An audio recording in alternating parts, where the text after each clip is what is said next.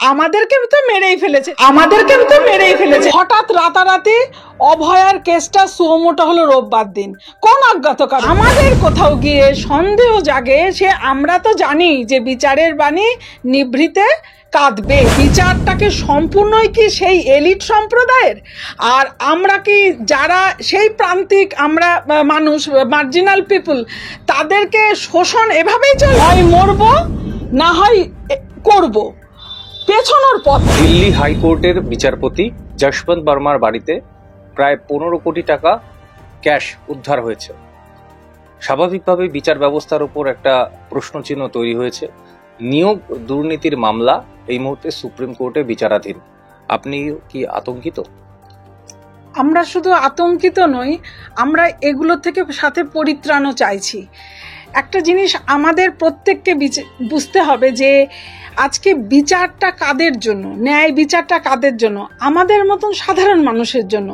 আমরা একটা ডেমোক্রেটিক ইনফ্রাস্ট্রাকচারে বসবাস করি, আমাদের দেশ, কিন্তু আমরা এই গোটা রাষ্ট্র ব্যবস্থায় কি দেখছি?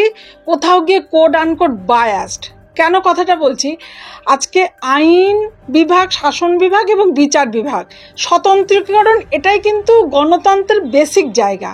কিন্তু আমরা সব বিভিন্ন সেক্টরে দেখছি সেখানে রাষ্ট্র ব্যবস্থায় যারা রুলিং পার্টি, সে কেন্দ্র বলুন রাজ্য বলুন, তাদের এক কথায় মনিটরিংয়ে চলছে, এবং সেইটা নামতে নামতে আজ কোথায় দেখতে পাচ্ছি? আজ বিচারপতি একটা হাইকোর্ট আপনার দিল্লির সেই রকম জায়গাতেও আজকে এই ধরনের অবৈধ টাকা কোড আনকোড।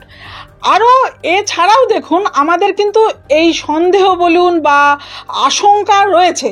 আমরা ইতোপূর্বে কি দেখেছি যে হঠাৎ রাতারাতি অভয়ার কেসটা সুমোটো হলো রোববার দিন, কোন অজ্ঞাত কারণে আমাদের সন্দেহ রয়েছে। রাম মন্দির নির্মাণ হোক, বাবরি মসজিদ কেন ভাঙা হলো, তার প্রেক্ষিতে যে যুক্তিগুলো দাঁড়িয়েছিল তাও কিন্তু সন্দেহের ঊর্ধ্বে নয়। অর্থাৎ কোথাও গিয়ে একটা অস্পষ্টতা।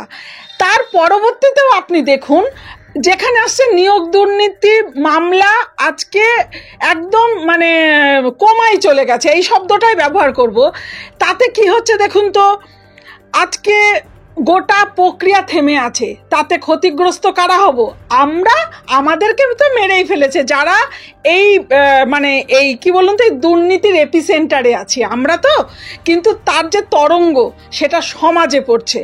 নিয়োগ টোটালি একদম ডেড স্টপ করে দিয়েছে, কিন্তু বিচার ওই যে বলে না, আইনের পথে চলে, ওই বিচারও বিচারের পথে চলছে।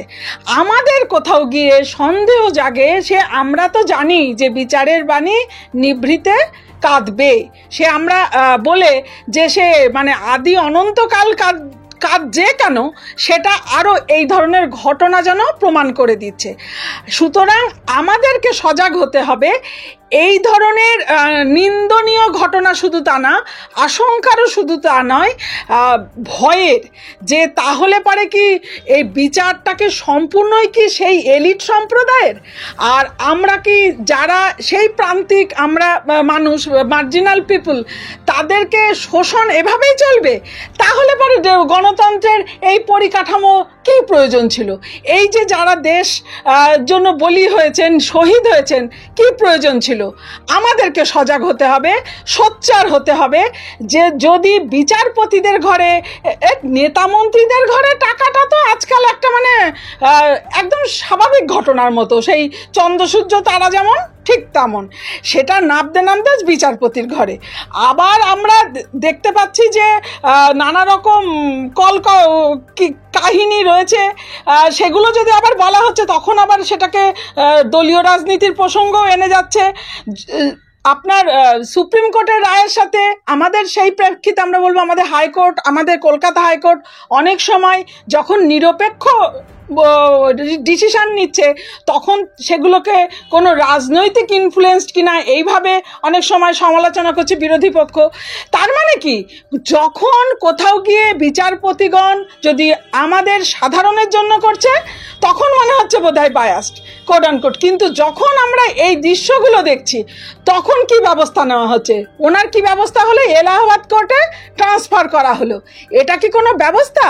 মূল যে কোনো শাস্তিমূলক বা তদন্তমূলক সেগুলো কোথায়? তাহলে যারা আছেন স্বরাষ্ট্র দপ্তর তারা কি ঘুমাচ্ছেন? নিশ্চয়ই সে ব্যাপারে সদর্থ ভূমিকা নেবে, তা নাহলে বুঝবো এই বিচার ব্যবস্থা এক অংশ ম্যানুপুলেশনের দিকে ঝুঁকছে, যেটা একটা ভীষণ অশনি সংকেত। আমরা যদি একটু অভয়ার মামলার দিকে দেখি, অভয়ার বাবা মাকেও ন্যায় বিচার পাওয়ার জন্য এক কোর্ট থেকে আরেক কোর্টে ছুটতে হচ্ছে। কোথাও এখানেও কি বিচার ব্যবস্থার ওপর একটা যে প্রত্যাশা আমরা রাখি সেখানেও আঘাত হচ্ছে? এ নিয়ে কোনো দ্বিমত নেই। কেন আমি দ্বিমত নেই বললাম? দেখুন, প্রথমে অভয়ার মা বাবাকে কেন এই প্রক্রিয়া করতে হলো? কথা ছিল কি, যখন আমাদের রাজ্য পুলিশের অপদার্থতা আমরা দেখেছি, ভ্যান্ডালেশন ইত্যাদি, সিবিআই গেল, সিবিআই অজ্ঞাত কারণে যেন পাথর, সে তো নড়েই না, সে রাজ্য পুলিশ যা দেখিয়েছে তার বেশি দেখেই না, রাতারাতি চলে গেল রোববার দিন সুমোটো কেস। তখন ছিলেন, এখন উনি প্রাক্তন হয়েছেন জাস্টিস চন্দ্রচূড়। কেন? এই কেন প্রশ্নটা কিন্তু শুধু অভয়া তো একটা না, কোটি কোটি অভয়া, কোটি কোটি অভয়ার মা বাবার এই প্রশ্ন।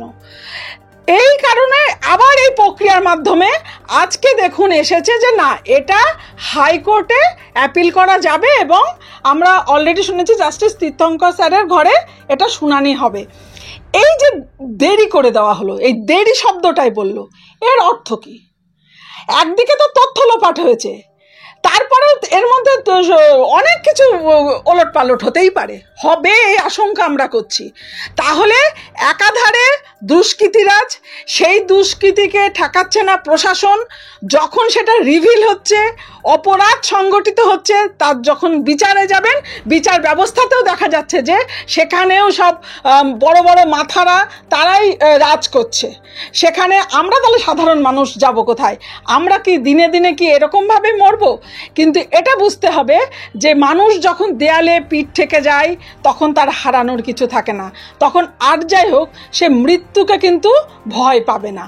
আমরা যারা এখন একদম সরাসরি এই প্রশাসন, এই সিস্টেমের দ্বারা আক্রান্ত, এক কথায় জীবন যন্ত্রণার মধ্যে দিয়ে যাচ্ছি, তাদের আর যাই হোক হয় মরবো না হয় করব, পেছনোর পথ নেই। এবং সেই অভয়ের মাও সেই লক্ষ্যে এগিয়েছেন এবং তার সাথে এরকম অসংখ্য সাধারণ মানুষ আছি আমরা। আমি অভয়া বললাম, আমার বলা উচিত ছিল অভয়ারা। দেখুন, মানুষ মাত্র তার লোভ থাকবে, সেই লোভ নিয়ন্ত্রণ করতে পারে কেউ, কেউ পারে না। প্রত্যেকটা ক্ষেত্রে, স্বাস্থ্য থেকে শুরু করে শিক্ষা থেকে শুরু করে প্রত্যেকটা জায়গায় দুর্নীতি রয়েছে। বিচার ব্যবস্থাও তার ব্যতিক্রম হবে এমনটা নয়, কিন্তু বিচার ব্যবস্থা আমাদের মতো সাধারণ মানুষের শেষ ভরসার জায়গা। সেখানে অন্তত সিস্টেমটা, আমরা তো বিচারপতির ওপর ভরসা করে হাইকোর্ট বা সুপ্রিম কোর্টে যাই না, আমরা যাই সিস্টেমের ওপর ভরসা করে। সেখানে এই যে সিস্টেমের যে গলত রয়েছে, সেটা এখন সময় এসেছে সেই সিস্টেমটা যাতে আরও কড়াকড়ি করা হয়, যাতে নীতি নৈতিকতা সঙ্গে এই সিস্টেম কোনোভাবে আপোষ না করে, এমন একটা সময় এসেছে বলে কি আপনার মনে হয়? আপনি যে কথাগুলো বললেন এইগুলোই হলো বাস্তবিক কথা। এখন সময় এসেছে শুধু তা নয়, অলরেডি আমরা লেট।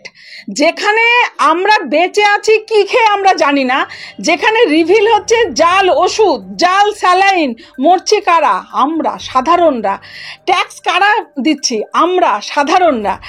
অথচ যারা এই জিনিসগুলো পরিচালনা করছে তারা আকণ্ঠ দুর্নীতিতে নিমজ্জিত, তার রেসিডুয়াল ভোগ করছি কারা? আমরা। তাহলে এবং একমাত্র আমাদের সময়ের কথা, সময়ের দাবি, সোচ্চার হওয়া, নীতি এবং মূল্যবোধ তো কার্যত তারা মানে মৃতপ্রায় করে দিয়েছে।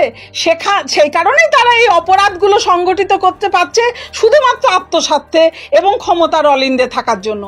আমাদের সাধারণ মানুষের এখন দায়িত্ব কর্তব্য এসে বর্তায় নিজেদের জীবনকে সুরক্ষিত রাখতে গেলে এই সিস্টেমের বিনির্মাণ গণতান্ত্রিক পথে করা। কারণ যেখানে দেখছি দুর্নীতিরা কোড আনকোড আজকে এই ব্যবস্থা পরিচালনা করছে, তাহলে তাদেরকে সরানোর দায়িত্ব একদম গণতান্ত্রিক পথে আমাদের, এবং সেটা আগামী দিনে সংগঠিত করতেই হবে।